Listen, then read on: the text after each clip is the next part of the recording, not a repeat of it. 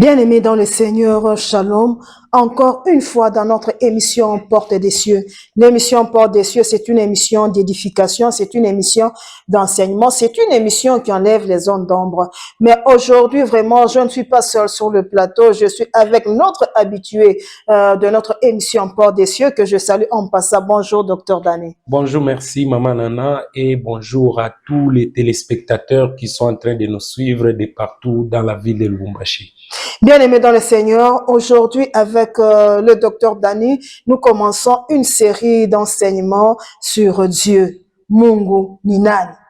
Bantu bamingi banasema kama nenda kuomba Mungu niko namtafuta Mungu. En tout cas, il faut kujua ni Mungu kani ule unikalaka huku na tafuta. Vraiment, vous ne serez pas déçus avec nos enseignements, vraiment. Soyez vraiment branchés. C'est une émission vraiment qui va enlever les ondes d'ombre. C'est une émission qui va plus vous aider et vous fortifier davantage et vous donner encore une fois la force et la connaissance sur le Dieu que nous sommes en train de chercher matin, midi, soir. Mais avant de commencer cette émission, nous allons donner 10 secondes au pasteur Dani qui va introduire notre émission avec une prière. Prions le Seigneur. Éternel notre Dieu, nous te bénissons et nous te rendons grâce. Viens nous révéler ta parole, viens enseigner à ton peuple, afin que cet enseignement soit une lumière, Père de gloire, pour éclairer les vies dans la ville de Lubumbashi et partout de ses environs. Au nom de Jésus-Christ, nous avons ainsi prié, nous disons Amen. Amen. En tout cas, sans plus tarder, Docteur Dani, la première question est de savoir qui est Dieu. Merci pour la question. Je pense que c'est même ça le noyau de nos séries d'enseignement. Oui. Par définition simple, Dieu c'est un nom commun. C'est un nom commun qu'on peut donner à n'importe qui est au-dessus de nous. Et les mots, le nom ou le concept est utilisé dans plusieurs manières, plusieurs cultures, plusieurs religions.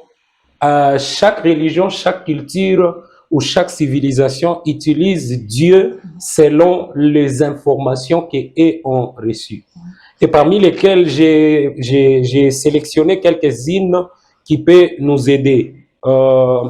Chez ceux qui sont monothéistes, ils utilisent ça. Donc, dans les parenthèses, il y a le christianisme, le judaïsme et l'islam. Un Dieu, pour eux, est unique, tout-puissant, compatissant, source de toute vie et tout amour. Là, c'est donc, dans le christianisme, dans le judaïsme et en islam. Bien sûr que les mots ou le contexte de l'utilisation, malgré que tous reconnaissent qu'il est l'être suprême, il utilise ces noms selon les informations qu'eux ont reçues. Il y a chez les polythéistes, parenthèse, les hindous, aussi dans la mythologie. Chez eux, l'existence de plusieurs divinités et croient dans plusieurs dieux qui existent, qui forment une couche représentatrice de ce qui est invisible. Vous voyez? Et même ce qui est visible, parce que chez eux, ils acceptent les histoires d'adorer les idoles et autres. Donc, vous allez comprendre que c'est un thème qui est très important pour nous, Église, qui est très important pour les gens qui sont dans la cité, qui est très important pour plusieurs peuples sur cette terre. Je peux dire ce thème ici, on peut prêcher ça en Chine, on peut prêcher ça aux États-Unis, on peut prêcher ça partout. Parce que le manque de connaître Dieu a introduit le monde dans ce que le monde n'a pas prévu d'être. Voilà pourquoi la Bible dit, c'est du peuple qui connaîtront leur Dieu, agiront avec fermeté. Donc, le problème, c'est pas que Dieu existe. Le problème, c'est le connaître. Il est qui pour commencer à les suivre. Si vous voyez aujourd'hui, beaucoup de gens, leur foi n'est pas à la dimension où elle doit être. C'est parce que les gens ne connaissent pas véritablement qui est Dieu. C'est ça la question que nous allons beaucoup plus développer aujourd'hui et nous allons aller petit à petit chaque jour. Aujourd'hui, nous voulons découvrir son identité. Ok. Parce que si nous découvrons son identité, cela va nous faciliter la tâche dans nos prières. Vous voyez?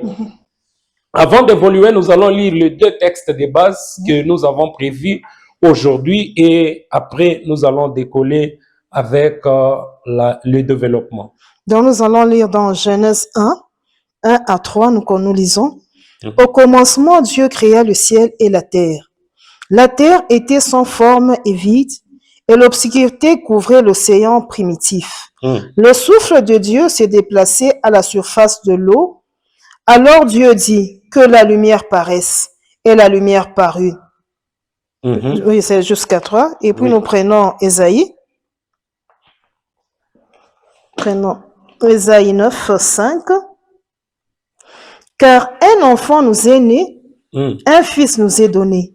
Dieu lui a confié l'autorité. On lui donne ses titres. Conseiller merveilleux, Dieu fort, Père pour toujours, Prince de la paix. Amen. Père pour toujours, Prince de la paix. De la paix. Parce que déjà ici, on doit comprendre que la matière première de la création, c'est pas l'homme, c'est Dieu. Tout trouve son sens d'existence sur Dieu. Parce que sans Dieu, il n'y a pas de monde. Sans Dieu, il n'y a pas l'existence de ce qui est physique. Parce que Genèse chapitre 1er, le verset 1er, c'est pas le commencement de Dieu.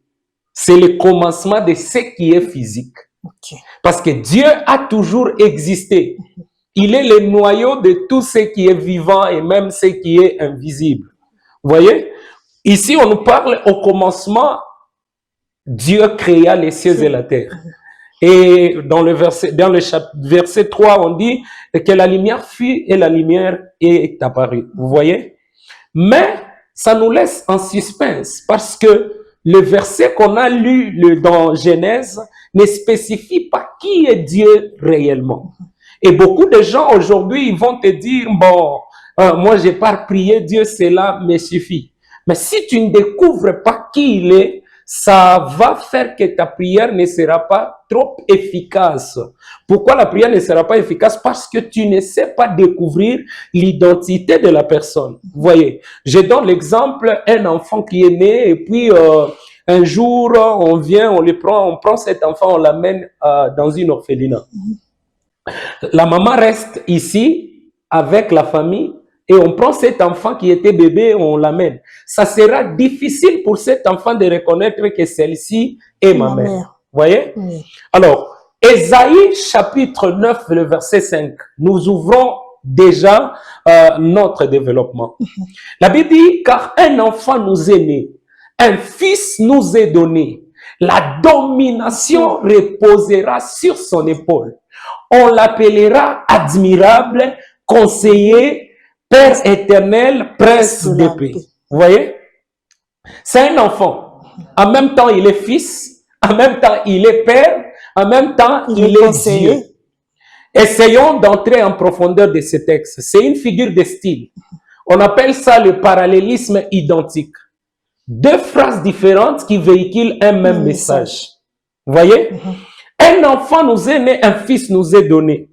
Donc, on ne parle pas d'un enfant ordinaire.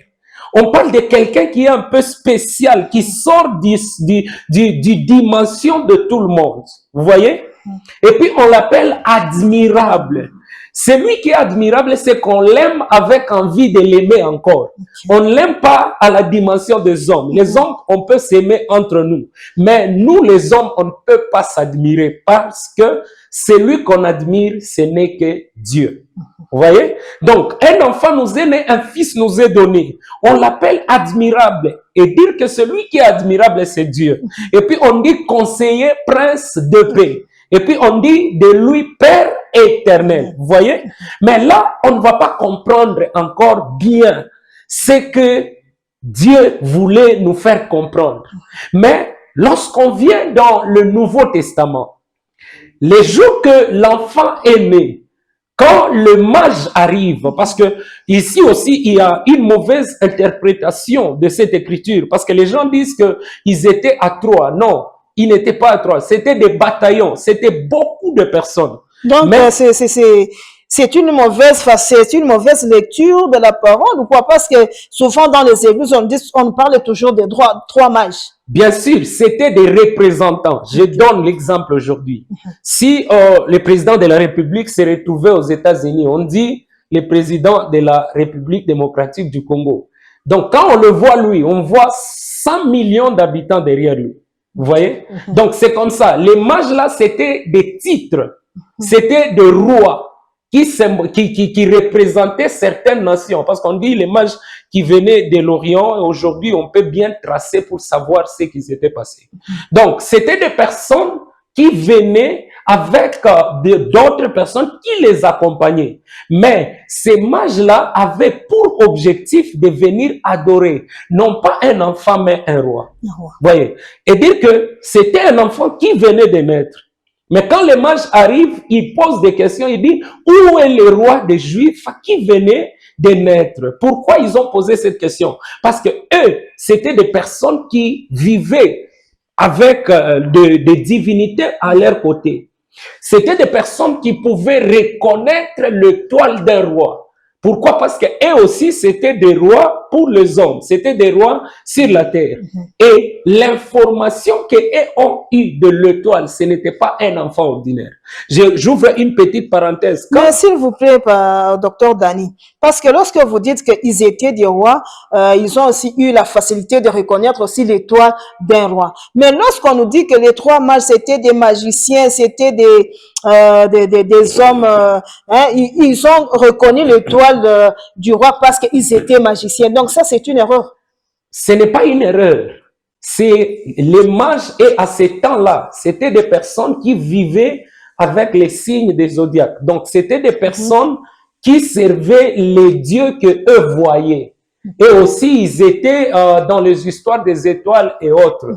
Donc, ils avaient l'information correcte et exacte que le jour que vous verrez une étoile qui apparaîtra comme ça, comme ça, comme ça, soyez sûr que celui qui naîtra ne sera pas un homme ordinaire. Ils avaient déjà étudié en avance. Mais s'ils ont étudié en avance, comment est-ce que ils ont su ça? Ils ont su la différence entre l'étoile des mages et l'étoile du Christ? Parce que la Bible avait déjà explicité cela. Nous sommes en train d'évoluer. Donc, ils avaient l'information que lorsque vous verrez telle étoile apparaître, sachez très bien que cet enfant qui naîtra n'est pas un enfant ordinaire.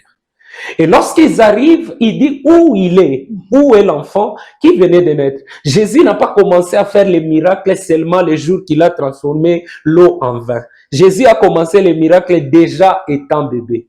Comment ça? Parce que lorsque les mages arrivent, écoutez, ils sont partis chez une mauvaise personne, Hérode.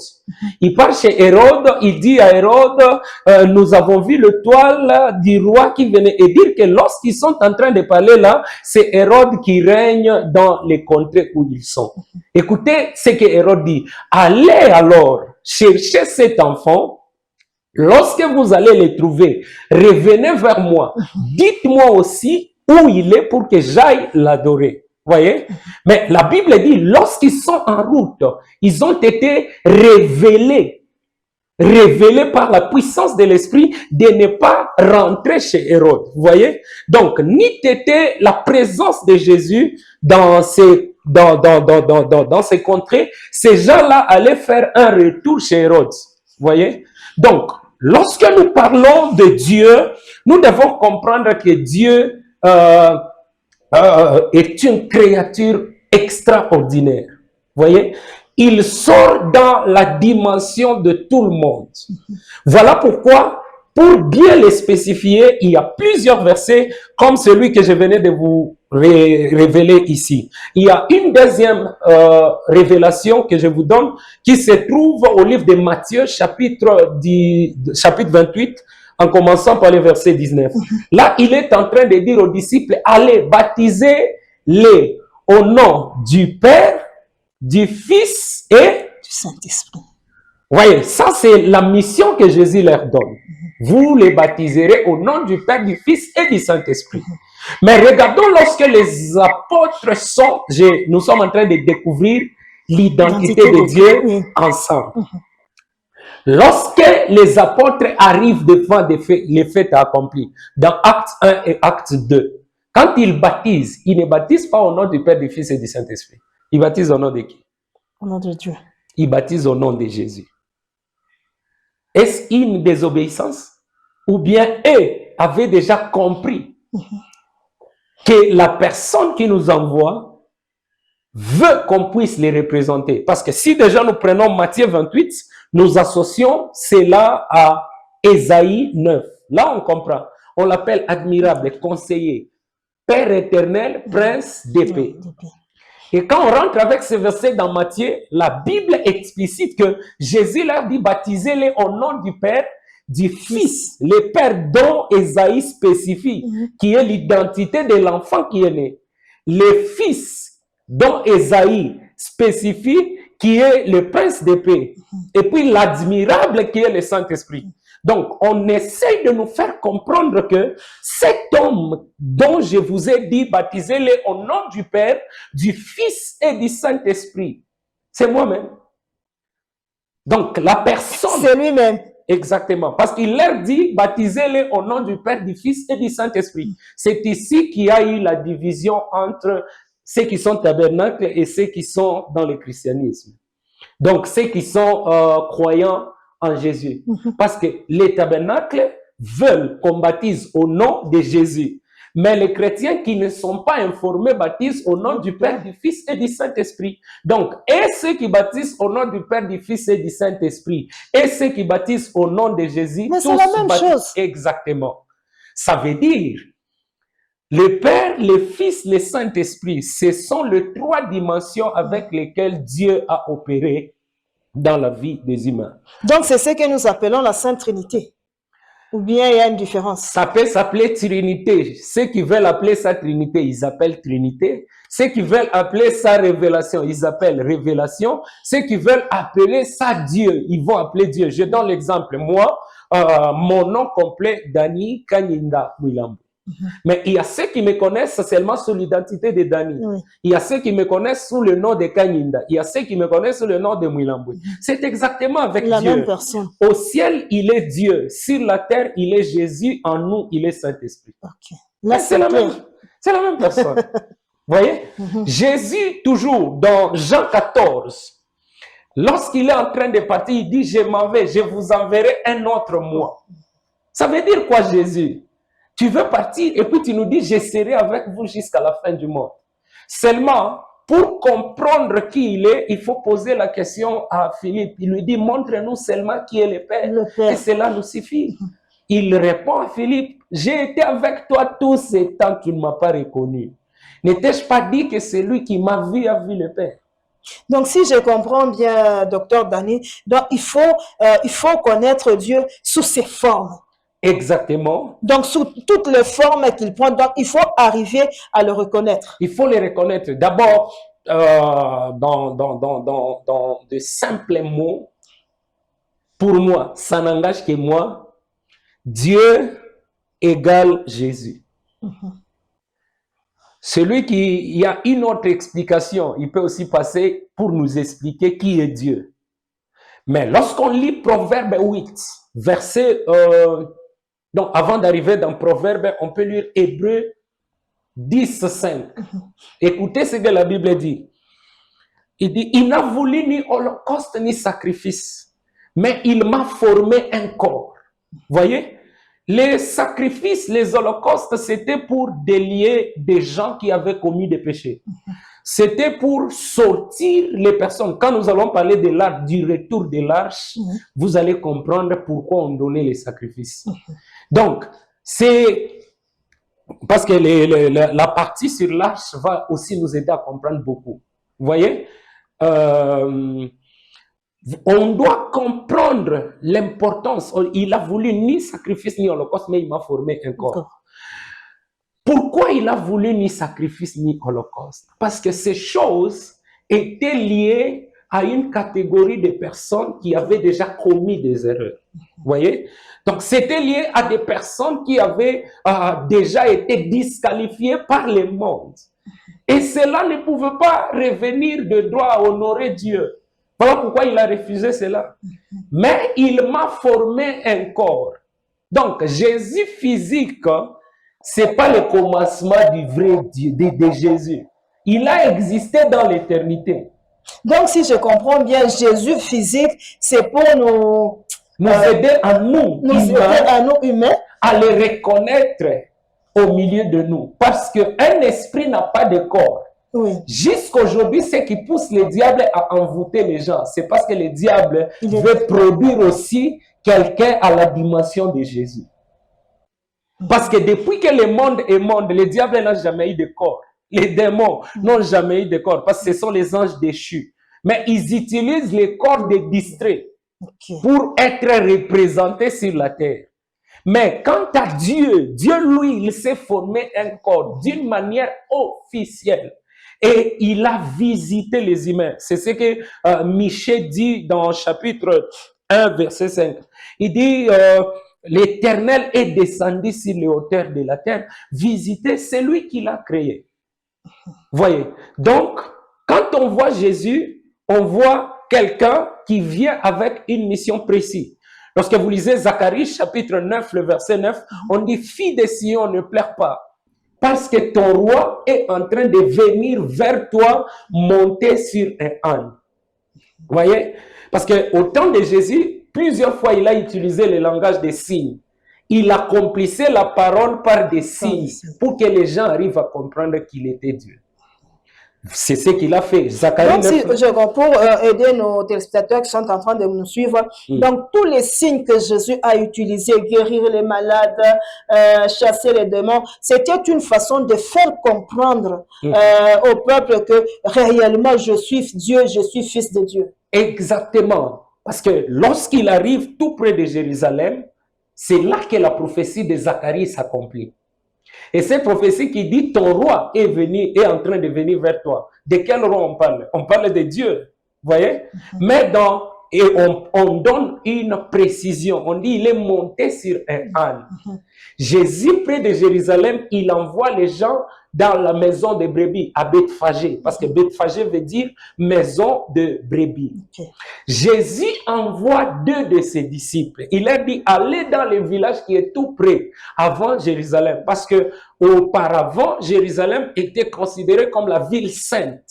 Voyez, c'est dans cette ville qu'on reconnaissait véritablement les envoyés de Dieu. Tout celui qui n'avait pas encore passé dans cette ville, il n'était pas reconnu. Voyez? Et Jésus envoie les 2 disciples à Bethphagée pour aller délier l'ânesse et l'anneau. Parce que on parle d'un anneau qui est aux côtés d'une ânesse liée. L'ânesse, c'est la mère, mais l'anneau, c'est l'enfant. Donc, Jésus a besoin de l'anneau. Il a besoin de l'enfant sur qui il va monter, mais il délie la mère. C'est pour vous dire que dans une famille, lorsqu'on prie sur la délivrance de la maman, on obtient l'évolution des enfants. Amen. Lorsque les parents sont délivrés, les enfants iront loin. Mais si les parents sont dans les liens, les enfants vont faire les surplaces. Vous voyez? Et quand on délie l'anneau, la Bible dit, on a amené ça à Jésus et il est monté. Ici, le jour qu'il est monté sur l'anneau, c'était la confirmation pour nous humains qu'il s'était déclaré Dieu. Parce qu'il a pris Zacharie 9.9, il a accompli ça dans Matthieu. Vous voyez? Oui.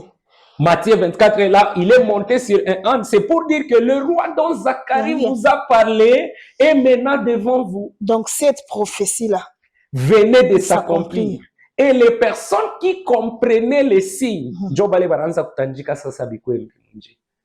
donc, ils n'ont pas fait au hasard. Ils ont compris les signes que non, non, il y a un Dieu qui vient, il y a un Dieu qui est là pour nous libérer. Exactement. Et quand ils ont mis l'épargne, celui qui est monté sur l'épargne, c'est pas Jésus, c'est l'anneau. C'est l'anneau. Qu'est-ce que je suis en train de dire par là? Tout celui qui accepte de prendre Jésus comme son bouclier, tout celui qui le reçoit comme son Seigneur et Sauveur, les honneurs appartenant à Jésus vont toucher aussi à sa vie.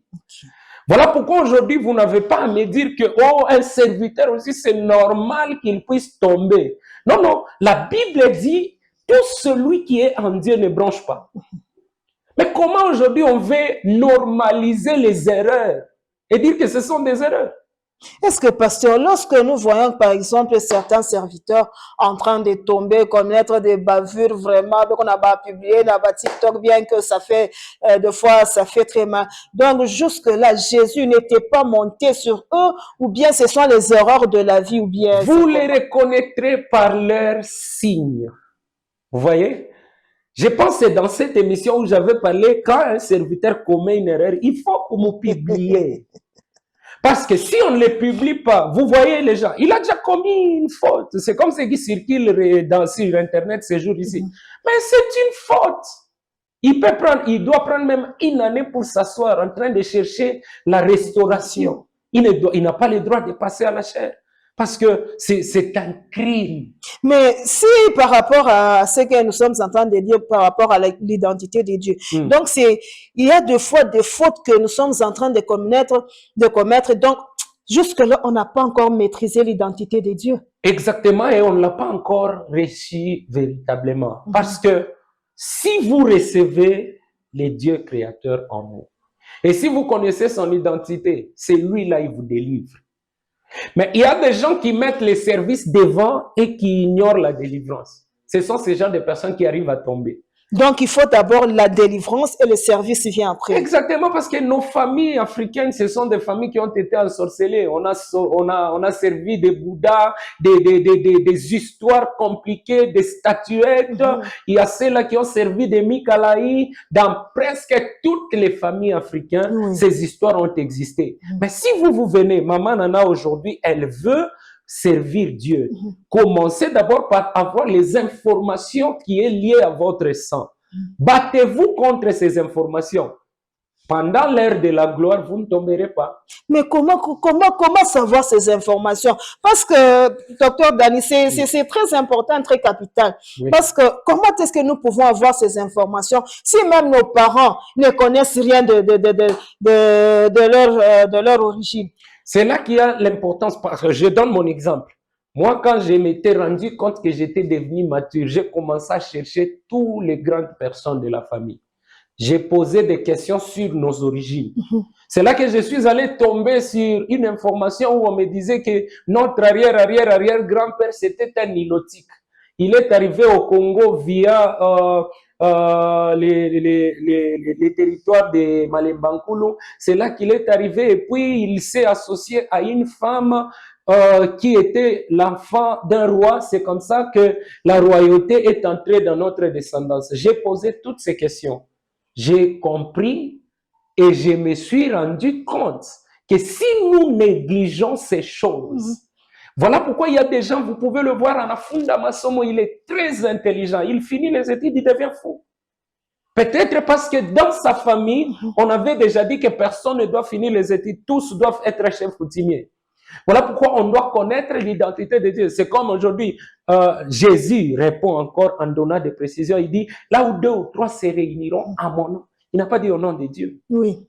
À mon nom. Pourquoi? Parce qu'il sait que la représentation du Dieu invisible sur la terre, c'est moi. Donc là où vous vous réunirez à mon nom, je serai au milieu de vous. Mais, docteur Dani, moi, je pense qu'il y a des enseignements dans les églises qu'il faut refaire parce que ce sont des enseignements qui sont un peu rares dans nos églises. Nous enseigner l'identité réelle, vraiment la vraie identité de Dieu, bien la vraie identité de Christ. Ce sont des enseignements qui sont rares, qui sont presque rares dans nos églises. Et maintenant, comment chercher la délivrance si vous ne connaissez pas qui va vous donner la délivrance? Oui, parce qu'aujourd'hui, je peux me dire, je ne dois pas aller, par exemple, arriver au 22e région là, Niririche Cartouche. Parce que si tu veux qu'on te fouette même aux dents, va au Ndokaririche ta Cartouche au 22e région. Pourquoi? Parce que je sais que les périmètres, Moukou Bale, qu'on ne joue pas avec.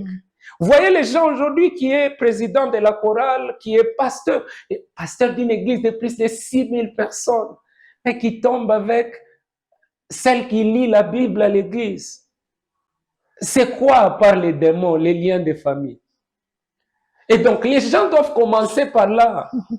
Et aujourd'hui, si les païens nous incitent ou incitent l'Église, c'est pas la faute des païens, c'est notre faute qui permettons à ce que ces choses puissent être réelles. Et d'ailleurs, au temps anciens, au temps des apôtres, au temps des principaux sacrificateurs, on te découvre dans ça, c'est fini pour toi. Il y a des gens qui prennent le verset de dire, celui qui n'a jamais commis de péché, qu'il juge celui qui a fait le péché. Non, arrêtons avec ça. Tu as commis le péché, reste à la maison, assis-toi, prends un temps de retraite, demande que Dieu puisse te restaurer. Il ne faut pas nous dire, oh, mouchimou jugé. Non, il a commis et d'ailleurs avec la femme d'autrui. Ce n'est pas bien. Et puis, pasteur, docteur Dani, il faut aussi savoir que lorsque ce genre de problèmes arrivent, vous dites que non, alliance, il est qu'on a mungu wangu, nyache mina, mungu wangu jota nyapis. Donc, c'est comme si maintenant nous sommes en train de voir le serviteur tomber, même si vous savez que là, il y a une erreur. Bon, on le laisse tomber parce qu'il a une alliance avec son Dieu. Ah oui, oui, alliance ile niko nayo na Mungu wangu, c'est déjà un problème, vous voyez. On vient de découvrir ici. Tu peux dire que je suis en alliance avec Dieu et dire que ule Dieu koninkishi. Tu peux nous dire que tu es dans l'alliance avec Dieu et dire que le Dieu ule wo unahubiri ule ni mfumo mwa fulani. On voit à la télé, ba mfumbe napita ku réclamer madimi yabo chez les pasteurs. Mais ces pasteurs-là servent au nom de qui? De Dieu. Sans connaître à l'intérieur de cet récipient, parce que le nom Dieu, l'identité de Dieu, c'est un nom commun, c'est comme les bidons jaunes. Si on a les bidons jaunes, dans ces mêmes bidons, on peut mettre mazout, on peut mettre essence, on peut mettre l'eau. Vous voyez? Donc, si au nom de ces bidons-là, moi je peux dire que ce bidon ici me sauve. Donc, on ne peut pas dire à quelqu'un, d'ailleurs, là j'ouvre une révélation chez tous ceux qui sont fils et filles de certains hommes de Dieu. Il faut tirer très attention quand votre Père vous dit, partout où vous vous retrouverez, priez au nom de mon Dieu, s'il ne l'a pas encore spécifié, à savoir Jésus-Christ de Nazareth. Donc, on doit toujours finir par ça. Il faut spécifier que le Dieu que moi je vous prêche, c'est Jésus-Christ de Nazareth. Là, vous êtes sauvés. Il y a même des gens qui ont créé des débats en disant, alors comment est-ce que vous dites que Jésus est Dieu, mais le jour qu'il a été baptisé, il y avait une voix qui était venue d'en haut qui disait, celui-ci est mon fils bien-aimé, mais c'est simple à comprendre. Si aujourd'hui nous prenons le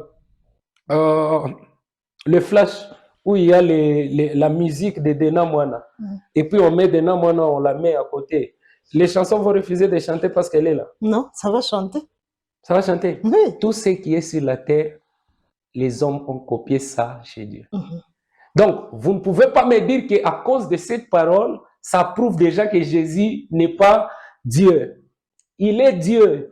Et si les hommes ont eu l'intelligence de prendre une musique, comme flash pour que il faut après, même les émissions ici, on va les suivre après, mais ça ne change pas notre identité. Mais c'est comme ça. Pourquoi vous refusez qu'il y ait aussi des disques au ciel? Mais docteur Dani, si je comprends aussi bien une autre question, c'est-à-dire que lorsque dans l'ancien temps, on donnait à Dieu un nom, donc c'était par rapport aux circonstances dans lesquelles la personne se trouvait, Dieu agit, c'est alors que on donne un nom ou quoi? Je m'attendais à cette question parce que c'est aussi important. Dieu dit à Sarai et à Abraham dans Genèse 17, il dit l'année prochaine quand je viendrai, aux mêmes dates, je vous trouverai avec un enfant. Dieu n'est pas venu, mais Isaac est venu. Donc Dieu, il s'exprime chez chacun de nous sur base de ses besoins. J'ai besoin de l'argent. J'ai dit, Seigneur, manifeste-toi. Il m'ouvre une opportunité qui me donne l'argent. Cette opportunité qui vient devant moi, c'est ça la représentation de Dieu dans ma vie. Vous voyez? Je donne par exemple une personne qui souffre d'un cancer, il a besoin qu'un miracle s'opère. La bonne santé qui vient là, c'est ça Dieu pour la personne. Donc, il se révèle chez chacun selon la demande que la personne fait au devant de lui, selon le besoin que nous avons de Dieu. Parce que vous ne pouvez pas me dire aujourd'hui que j'ai besoin que Dieu lui-même puisse apparaître et puis unaona mtu mwana di machapeau bilefu anatokelea et puis il te dit c'est moi Dieu. Non, il trouve toujours des références au travers ces Écritures. Donc, aujourd'hui, nous devons comprendre et retenir que Dieu, c'est Jésus. Et si vous croyez, il dit, sur la terre, il n'y a aucun autre nom. Parce qu'il s'est humilié, Dieu l'a souverainement élevé. Et il lui a donné le nom au-dessus de tout nom. Y compris les dieux là, le nom de Jésus est au-dessus de tout nom. Et lorsque vous lisez dans les psaumes 113, 1 à 7, la Bible nous donne des détails que les hommes ne nous ont pas donnés.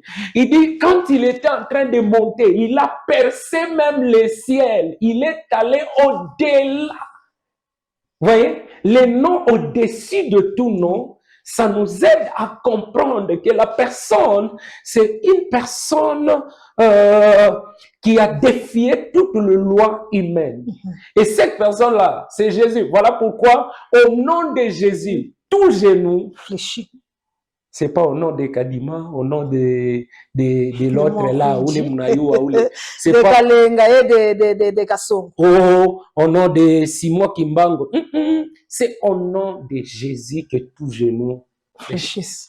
Et aujourd'hui, comme révélation que je suis venu vous dire, c'est que Dieu, sa véritable identité, son nom, c'est Jésus. Ça vraiment, ça c'est vraiment très capital, docteur Dani, parce que ça donne des confusions. Mais revenons un peu à notre question. J'ai une vraiment question à poser. Lorsqu'on parle de la délivrance, il faut connaître Dieu. Maintenant, muntu kama nakuonyesha sema Mungu mimi namjua. C'est-à-dire quoi? Mimi namjua Mungu. Donc le Dieu dont la personne parle, est-ce que c'est le même Dieu qui a créé le ciel et la terre, c'est le même Jésus-Christ, ou bien ni Mungu mwingine ule qu'on a semé? Les gens connaissent Dieu en partie. Ce qui a donné, ce qui fait de lui Dieu, c'est qu'il n'a pas révélé toute la Bible à Moïse. Moïse a eu une portion des Pentateuque, les 5 livres, c'est tout. Mais les autres parties, Dieu les a révélées à d'autres personnes. Donc, aujourd'hui, une personne qui vient et vous dit, je connais Dieu, par exemple, vous devez lui poser la question, le Dieu que tu connais, il est justice, il est miséricorde. Parce que la majorité pense que Dieu est un faible parce qu'il les a donné la chance de pécher, de se repentir, de repêcher encore et puis de se repentir. Non. Tout ce que nous faisons sur cette terre, les jours qu'il va se révéler dans son identité de justice. Parce que ce qui fait qu'il agit sous miséricorde, c'est parce qu'il a porté un corps. Il a connu les douleurs de la terre. Mais, sur sa facette justice. Sa facette justice se révèle lorsqu'il n'a pas de corps. Voilà pourquoi on dit les derniers jours. Parce que les derniers jours, il sera un Dieu esprit. Donc, et comme il sera esprit, il jugera les hommes par la justice. Et cette justice sera basée sur ceux qui ont honoré Jésus de leur vivant. Parce que si vous avez honoré Jésus, c'est comme qui dirait, vous l'avez honoré lui-même étant sur la terre. C'est là que les gens seront sauvés. Mais nous, humains, on doit arrêter avec l'orgueil.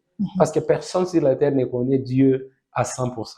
Ok, docteur Dani, il y a une question aussi qui me vient. Mais lorsque, par exemple, un homme de Dieu dit que, comme on a toujours dit, Mungu wa baba yangu, par exemple, Dani. Mais jusque-là, la plupart des croyants dans les églises, ils ne connaissent pas le Dieu de leur père. Maintenant, lorsqu'ils vont à l'église, ils sont dans l'erreur ou bien il faut d'abord commencer par connaître le Dieu de ton père pour que tu puisses t'affilier dans cette église. Un aveugle peut-il conduire un autre aveugle? N'est-ce pas, les deux iront dans une fosse? Comment moi je sais que je suis dans des histoires? Et puis je vous réunis, vous tous, je vous enseigne mon ignorance. l'un des plus grands péchés aujourd'hui sur la terre, parmi les plus grands, parce que pour moi, il y a 3 plus grands péchés, 3, tellement de péchés, c'est d'apprendre aux côtés d'un ignorant. Moi, je suis ignorant, mais je vous apprends, vous, à accepter mon ignorance sans que vous ne sachiez que ce que je vous apprends, c'est une ignorance. Ça, c'est un péché grave. Donc, je vous enseigne, vous disant que Job Yakweri. Vous allez voir même d'autres, ils sont à la télé, vous le voyez, donc se comporter comme des hommes extraordinaires. Et dire que vous voyez des erreurs dans tout ce qu'ils sont en train de dire.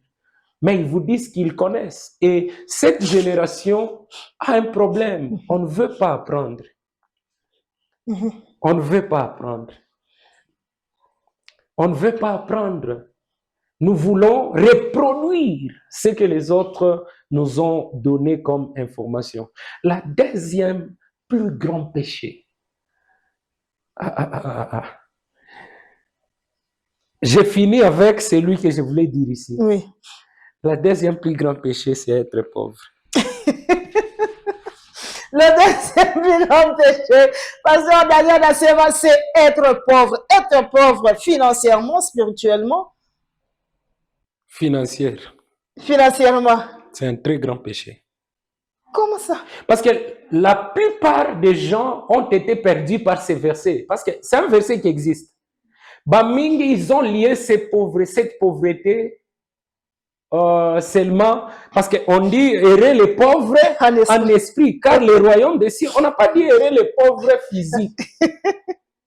Il y a des gens qui se consolent, il y a même certaines religions qui disent que Bari, Shabbat, c'est faux. Maman, nana, il faut avoir l'argent. Vraiment bien aimé dans le Seigneur. On a toujours dit que les bonnes choses, elles ne durent jamais. Nous sommes presque à la fin de notre émission. Je m'excuse, je dois ajouter. Comment voulez-vous me parler du poison là où chacun de 10 personnes sont là, qu'il a qu'on a 1 million? Vous allez parler de poison comment? Ça vient d'où? Donc, comment on a ma impudicité, immoralité, sorcellerie, bien qu'on a tiré source de pauvreté physique. Et dire que nous négligeons, c'est là nous disons que attends, mina fois pauvre, mitenda kombingo. Oh, il n'y a pas de shawarma au ciel. S'il faut manger le shawarma, c'est ici, c'est il faut se marier sur terre, il faut se rouler carrosse. Rouler carrosse sur terre. Donc, être pauvre, c'est un grand péché. Parce qu'à Outaïchaka, en paix, tu seras toujours. Et le troisième, et pour finir d'ailleurs, c'est le manque de la connaissance de Dieu. Parce que lorsqu'on ne connaît pas Dieu, on ne saura pas que le Dieu en qui on croit donne les richesses. Amen. Si nous le connaissons, lui, le véritable, Jésus, il est capable de nous dire, un poisson, bon, si makuta est important au devant de Dieu, il n'allait pas dire ça aux disciples. En tout cas, bien aimé dans le Seigneur, je pense que à tout namukata comme le docteur Dani, en tout cas, tu n'as moitié à ça, tout à fait que ça n'a pas chico. Bien aimé dans le Seigneur, on a chica banatoni sur la sema, il faut connaître Dieu. Connaître la vraie identité à Dieu. Du comme on a mouyoua, même dans tes prières, tu seras précis. Aouta tatonné, aouta kuyanaboka. Vraiment, nous donnons vraiment 15 secondes, docteur Dani. Tu chénaille émission pour un dernier mot, docteur. Un enfant nous est né, un fils nous est donné, et la domination reposera sur son épaule.